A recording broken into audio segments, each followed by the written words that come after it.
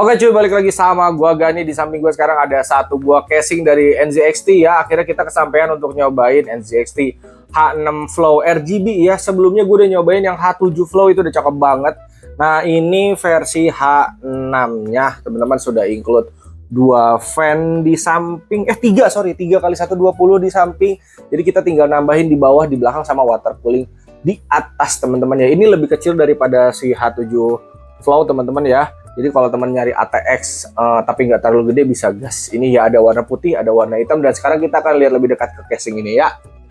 Casingnya kurang lebih bentuknya seperti ini teman-teman. Kalau dilihat dari sini sih seperti casing pada umumnya teman-teman ya, casing akuarium pada umumnya. Tapi kalau teman-teman ngelihat ke sini, dia lekukannya ada di sini teman-teman. Jadi bentuknya nggak kotak gitu. Dan biasanya kan casing-casing lain lakukan kayak gini ada di sini ya.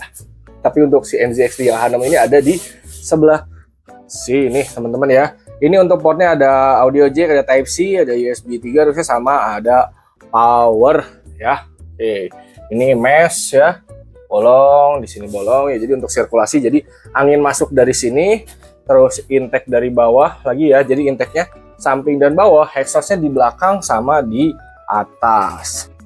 Sebenarnya untuk cara bukanya ini ada di manual ya. Kita bisa pelajari dulu sampai ke spesifikasinya sebenarnya udah ada di sini ya. Oke, kita bisa pakai water cooling 360 di atas teman-teman, terus nanti fan di belakang 120, dan yang di bawah 2x140 ya. Ini yang di bawah rada saklek teman-teman ya, 2x140. Jadi teman-teman harus cari fan reverse 2 biji ukuran 140. Kalaupun misalkan kalian mau pakai fan biasa dengan harga lebih murah, berarti fannya harus dibalik, nanti dia akan seperti ini bilannya ya. Oke, kita buka dulu casingnya.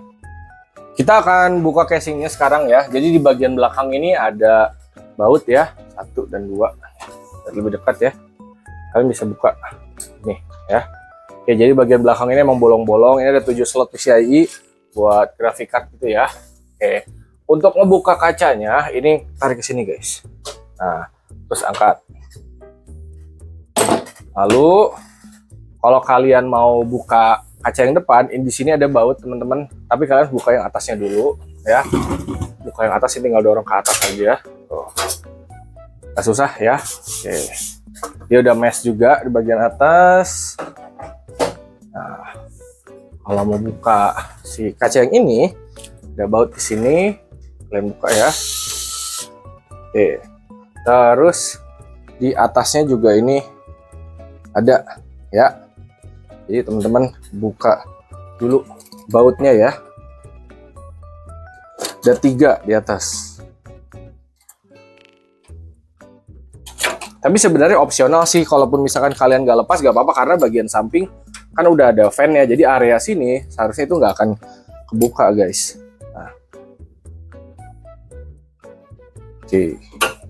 Ini gue cari tahu dulu nih cara bukanya apa. Gue harus buka sampingnya dulu atau gimana ya? Kita buka sampingnya dulu deh.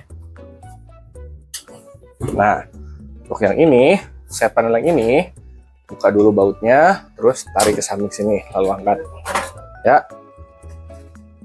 Terus yang bagian miring ini saya tinggal tarik juga. Nah, untuk si kaca yang ini, coba gue cari tahu dulu cara bukanya bentar. Ternyata di bagian sini ada baut lagi teman-teman. Oke, jadi bautnya ada 1, 2, di atasnya ada 3, ada 5 ya. Terus habis itu bukanya ke atas guys, diangkat ke atas. Nah ya, jadi untuk membuka bagian sampingnya seperti itu. Dia penguncinya di sini nih, ke samping sini ya. Ini masih termasuk gampang sih, cuman kayaknya gue nggak akan ngebuka area samping. Gue udah nggak akan ganggu gugat lah pokoknya.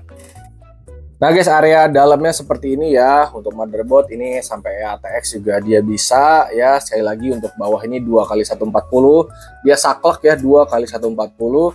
Terus ini 120, yang di atas bisa water cooling sampai 360 ya. Ini udah dapet 3 fan di samping. Tapi yang di samping ini dia itu nggak pakai yang reverse, ternyata dia pakai fan yang forward dipasang kebalik ya. Anginnya masuk ke sini ya. Sebenarnya ini nggak masalah juga teman-teman, yang penting kan sirkulasinya semua udah clear ya, masuk dari samping sama bawah, keluar di belakang sama di atas.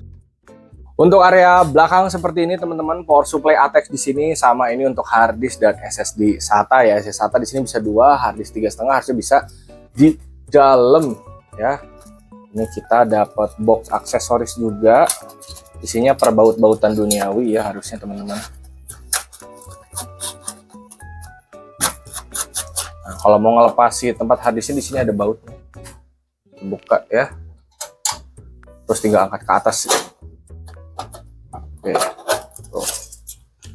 Nah, ini 2,5 2 biji, 3,5 sebiji di dalamnya bisa. Ya. Oke, ini perbaut-bautan duniawi.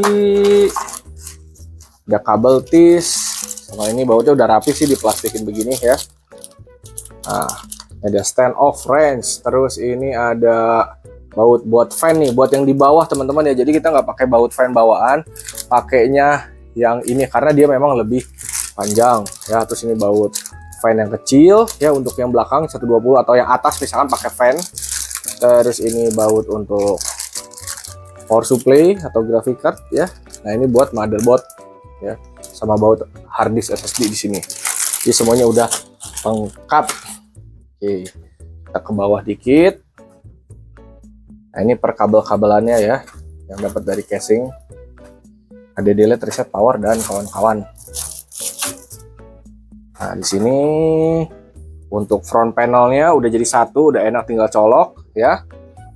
Terus ini ada USB 3 audio sama ini Type C ya. Jadi Type C-nya Type C beneran lah, nggak mungkin NZXT pakai Type C yang ke splitter jadi USB 3 guys ya. Terus untuk di casingnya bagian kabel manajemennya udah enak ya, semua udah ada velcro-nya di sini juga tuh ya. Jadi untuk jalur kabelnya udah enak banget ya. Untuk fan-nya juga di sini udah dirapihin. Jadi kita udah tinggal tarik kabelnya aja. Colokannya harusnya PWM sama ARGB ya. Jadi jelas nih, ini ada ARGB 3 pin sama ini ada PWM-nya ya. Jadi pakai PWM 4 pin sama ARGB 3 pin. Ini teman-teman bisa colokin ke motherboard atau ke controller ARGB tergantung skema rakitan kalian ya. Dan harusnya kabel manajemen di rakitan ini bakal masih cukup enak banget ya, dari mulai 8 pin motherboard ke sini ya, atau kabel-kabel fan water cooling bisa lewat sini, 24 pin ke sini, USB 3 Type C ke sini, sama sisanya lewat kolong ya. Ini kalau butuh di kabel tis di sini juga ini masih bisa ya. Jadi jalur kabel manajemen harusnya aman banget di casing ini ya. Oke, paling segitu aja untuk casing ini teman-teman. Nanti video rakitannya teman-teman bisa lihat aja di next episode. Kalau teman-teman minat sama casingnya, linknya udah gua drop di deskripsi ya. Semoga bermanfaat.